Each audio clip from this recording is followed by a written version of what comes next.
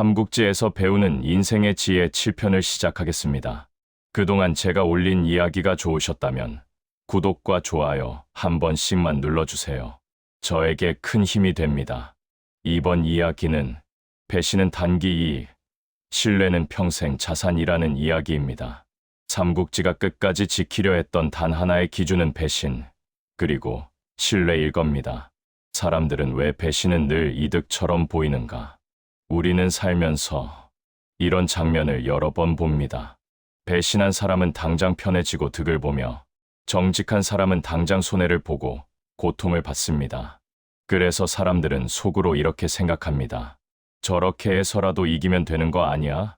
세상은 원래 그런 거지. 그런데 삼국지는 이 생각을 아주 길게 반박하는 이야기입니다. 삼국지에는 배신으로 이득을 본 사람이 분명히 등장합니다.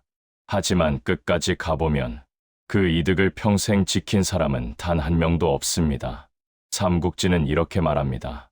배신은 빠르지만 짧고 신뢰는 느리지만 길다. 오늘 이야기는 배신하면 나쁘다는 도덕 이야기가 아닙니다. 오늘 이야기는 왜 배신은 구조적으로 오래갈 수 없고 왜 신뢰는 시간이 지날수록 가치가 커지는가에 대한 이야기입니다. 배신은 언제 일어날까요? 대부분 이런 순간입니다. 당장 손해를 보기 싫을 때, 조금만 눈 감으면 넘어갈 수 있을 때, 이번 한 번쯤은 괜찮겠지 싶을 때, 삼국지에서 배신이 가장 많이 등장하는 순간도 바로 이 지점입니다. 궁지에 몰렸을 때, 배신은 가장 쉬운 선택처럼 보인다.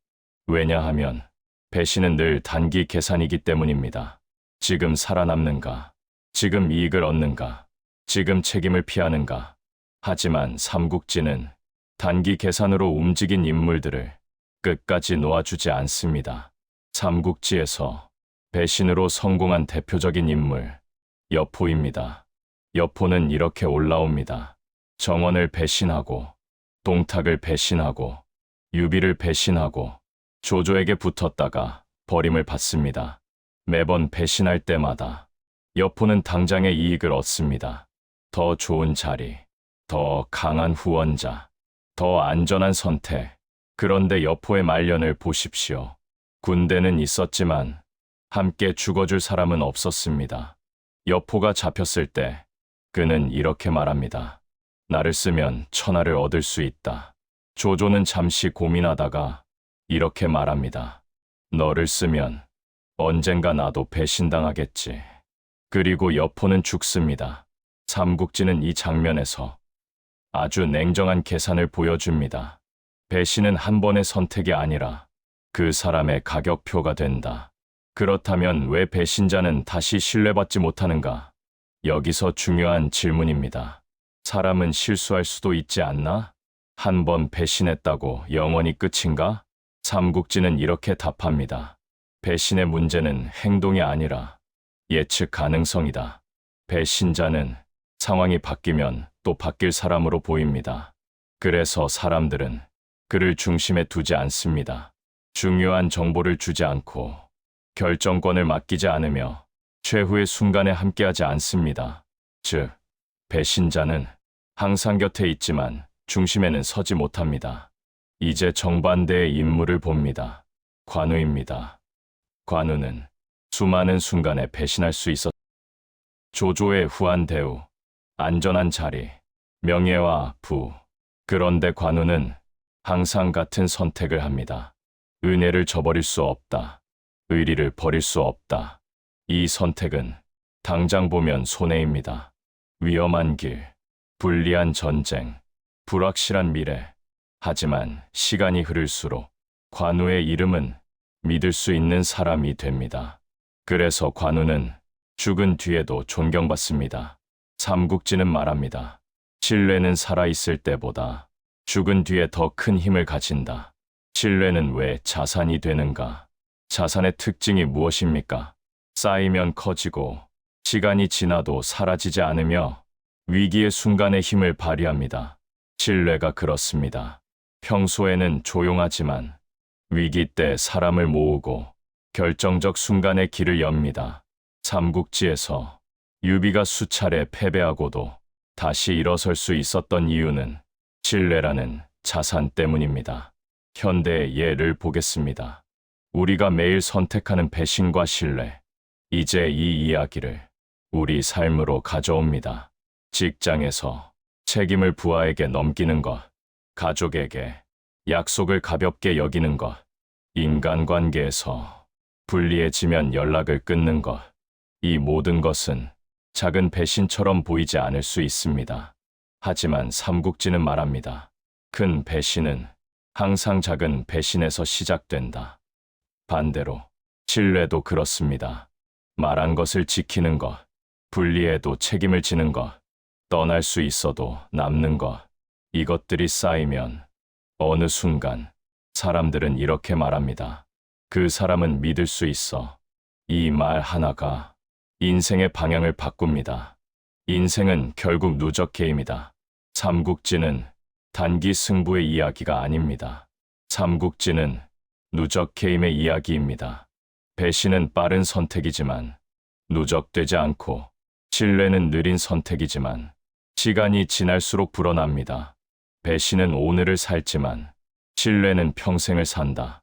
오늘 이 이야기를 들으며 그때 그렇게 하지 말걸 하는 순간이 떠올랐다면 그건 후회가 아니라 아직 남아있는 신뢰의 가능성입니다.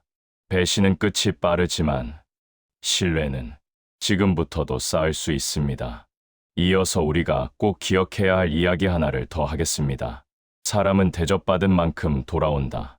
삼국지가 끝까지 증명한 관계의 물리법칙입니다. 왜 우리는 사람이 변했다고 말할까요? 사람들은 관계가 틀어지면 자주 이런 말을 합니다. 사람이 변했어. 예전 같지 않아.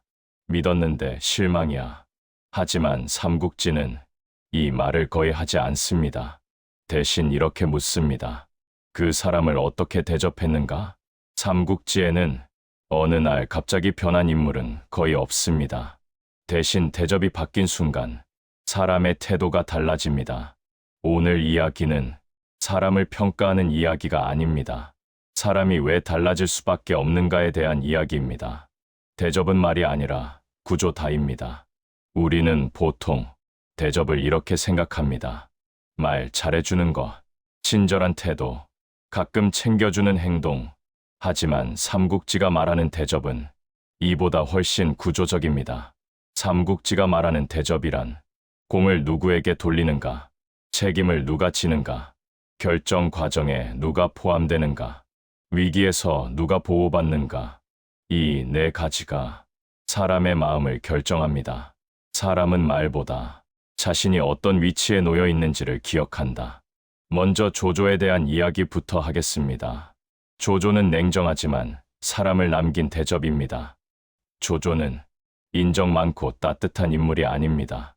하지만 조조의 진영에는 끝까지 남은 사람이 많습니다. 왜일까요? 조조는 명확했습니다. 공을 세우면 반드시 보상을 했습니다.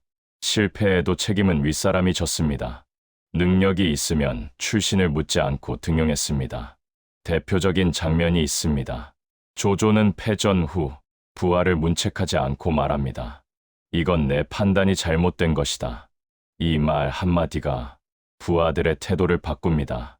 삼국지는 이 장면에서 아주 중요한 원리를 보여줍니다. 사람은 보호받는다고 느낄 때 목숨을 걸 준비를 한다. 대접에 실패한 장수가 있다면 바로 장비입니다. 정은 있었지만 대접은 없었습니다. 장비는 사람을 사랑한 인물입니다. 하지만 대접에는 실패한 인물입니다. 부하를 감정으로 대했고 공을 당연하게 여겼으며 실수는 공개적으로 모욕했습니다. 장비는 생각했을 겁니다. 내가 이렇게까지 챙기는데 이 정도는 감수해야지. 그러나 부하들은 다르게 느꼈습니다. 우리는 존중받지 못한다. 결과는 비극입니다. 장비는 외적에게 죽지 않고 자기 사람에게 죽습니다. 삼국지는 말합니다. 사람은 미움받아서 떠나는 게 아니라 하찮게 여겨질 때 떠난다. 이번에는 유비 이야기를 해보겠습니다. 대접으로 사람을 키운 대표적인 인물입니다. 유비는 조건이 가장 부족한 군주였습니다. 하지만 사람이 끊이지 않았습니다. 이유는 단 하나입니다. 유비는 사람을 동등한 존재로 대접했습니다. 의견을 묻고 결정에 참여시키고 실패를 함께 감당합니다. 제갈량이 유비를 선택한 이유도 바로 이것입니다. 이 사람은 나를 도구로 쓰지 않는다. 삼국지는 말합니다. 사람은 자신이 존중받는 자리에서 능력을 꺼낸다. 대접의 반대말로는 당연함이 있습니다. 삼국지에서 관계가 무너지는 가장 빠른 신호는 당연하게 여기는 태도입니다. 그 정도는 해야지. 내가 해야 할 일 아니야. 지금까지 해왔잖아. 이 말이 반복되는 순간 대접은 사라지고 사람은 소모됩니다. 삼국지는 분명히 말합니다. 당연함이 쌓이면 관계는 반드시 깨진다. 그렇다면 현대를 사는 우리는 어떤 대접을 하고 있는가?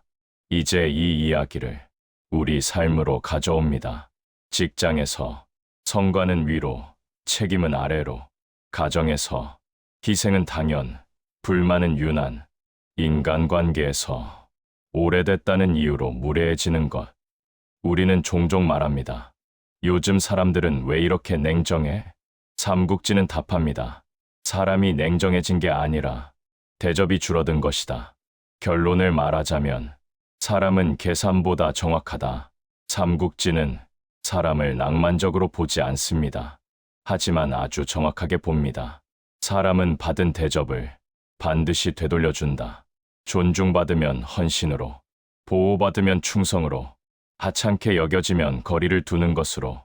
이건 도덕이 아니라 관계의 물리법칙입니다. 사람을 쓰는 법이 아니라 사람을 대접하는 법이 결국 모든 것을 결정한다. 오늘 이 이야기를 들으며 왜 그 사람이 멀어졌을까 떠올랐다면 이제 질문을 바꿔보십시오. 나는 그 사람을 어떻게 대접했는가?